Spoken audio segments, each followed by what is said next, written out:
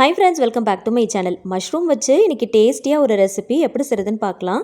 சில குழந்தைங்க மஷ்ரூம் சாப்பிட மாட்டாங்க. அவங்களுக்கு இது மஷ்ரூம்னு தெரியாமல் இந்த ரெசிபி எப்படி செஞ்சு கொடுக்கலாம் அப்படிங்கிறத இந்த வீடியோ மூலமாக தெரிஞ்சுக்கலாம். ஸோ வீடியோ பார்க்குறதுக்கு முன்னாடி சேனலை மறக்காமல் சப்ஸ்கிரைப் பண்ணி வச்சுக்கோங்க. கடாயில் கொஞ்சமாக எண்ணெய் ஊற்றிக்கலாம். அது கொஞ்சம் சூடானதும் ஒரே ஒரு பிரிஞ்சி இலை, ஒரு 1/4 டீஸ்பூன் அளவுக்கு மட்டும் சோம்பு சேர்த்து நல்லா பொரிய விடுங்க. ஒரு பெரிய வெங்காயத்தை மீடியம் சைஸில் எடுத்து வச்சுருக்கேன்.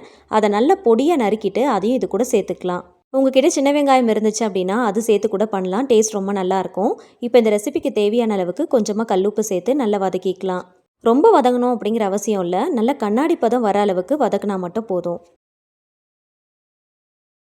இப்போ இதில் 1 டீஸ்பூன் அளவுக்கு இஞ்சி பூண்டு பேஸ்ட்டு சேர்த்துருக்குறேன். இதோடைய பச்சை வாசனை போகிற அளவுக்கு நல்லா வதக்கி விட்டுக்கலாம். வெங்காயம் நல்லா கண்ணாடி பதம் வர அளவுக்கு வதக்கியாச்சு. இந்த இஞ்சி பூண்டு பேஸ்ட்டுடைய அந்த பச்சை வாசனையும் போயிடுச்சு. இப்போ இதுக்கு நடுவில் ஒரு மிக்ஸி ஜாரில் ஒரு 2 தக்காளி பழத்தை 4 கட் பண்ணிட்டு சேர்த்துருக்குறேன். ஒரு கைப்பிடி அளவுக்கு கொத்தமல்லி, ஒரு கைப்பிடி அளவுக்கு புதினா சேர்த்துக்கலாம். இதில் ஒரு 1/2 டீஸ்பூன் அளவுக்கு ஜீரகம் சேர்த்துக்கோங்க. காரத்துக்கு ஏற்றா போல் பச்சை மிளகாய் சேர்த்துக்கோங்க. நான் ஒரு 2 மிளகாய் சேர்த்துருக்குறேன். இதை மூடி போட்டு நல்லா கொரகொரப்பாக அரைச்சி எடுத்துகிட்டு வந்துடலாம். ஒரு சில குழந்தைங்க நம்ம சேர்க்குற இந்த தக்காளி, புதினா, கொத்தமல்லி இது எல்லாத்தையுமே எடுத்து ஓரமாக வச்சுருவாங்க இல்லையா? ஸோ இந்த மாதிரி அரைச்சிட்டு சேர்த்து செய்கிறப்போ டேஸ்ட்டும் ரொம்ப நல்லாயிருக்கும். அதெல்லாம் எடுத்து ஒதுக்கி வைக்க மாட்டாங்க. அரைச்ச தக்காளி பேஸ்ட்டை இந்த வெங்காயத்து கூட சேர்த்துட்டு நல்லா மிக்ஸ் பண்ணி விடுங்க. இது கூடவே மிக்ஸி ஜாரில் கொஞ்சமாக தண்ணி விட்டு அலசிட்டு அதையும் இது கூட சேர்த்து நல்லா கலந்து விட்டுக்கலாம். இப்போ மூடி போட்டு ஒரு 10 நிமிஷத்துக்கு நல்லா கொதிக்க விட்டுக்கலாம். மிக்ஸி ஜாரில் நான் கொஞ்சமாக மஷ்ரூம் எடுத்து வச்சுருக்கிறேன். அதை நல்லா சுத்தமாக வாஷ் பண்ணிக்கோங்க. அது மிக்ஸி ஜாரில் சேர்த்துக்கலாம். இதை நான் செய்கிறதுக்கு ப்ரௌன் கலர் மஷ்ரூம் எடுத்துருக்கிறேன். உங்ககிட்ட ஒயிட் கலர் மஷ்ரூம் இருந்துச்சு அப்படின்னா அதில் கூட செய்யலாம். எதில் செஞ்சாலுமே டேஸ்ட் ரொம்ப நல்லாயிருக்கும். இதை மிக்ஸி ஜாரில் போட்டு நல்லா அரைச்சி எடுத்துகிட்டு வந்துடலாம். ரொம்ப நைஸாக அரைச்சிடாமல் பல்ஸ் மோட்டில் விட்டு விட்டு அரைச்சிங்கன்னா இந்த மாதிரி நல்ல தொக்கு பதத்துக்கு வரும்.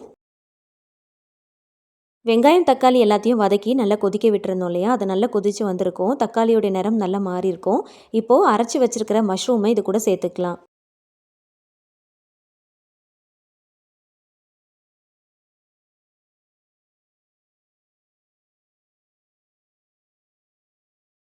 மிக்ஸி ஜாரில் தேவையான அளவுக்கு கொஞ்சமாக தண்ணி விட்டு அலசிட்டு அதையும் இது கூட சேர்த்துக்கலாம். எக்ஸ்ட்ராவாக எந்த விதமான தண்ணியும் நம்ம ஆட் பண்ண போகிறது கிடையாது.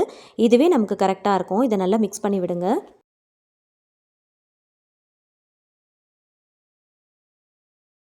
இதில் ஒரு 1/4 ஸ்பூன் மஞ்சப்பொடி, 1 டீஸ்பூன் அளவுக்கு கறி மசால் தூள் ஆட் பண்ணிக்கோங்க. அப்படி இல்லைனா கரம் மசாலா தூள் இருந்துச்சுன்னா அது கூட நீங்கள் ஆட் பண்ணிக்கலாம்.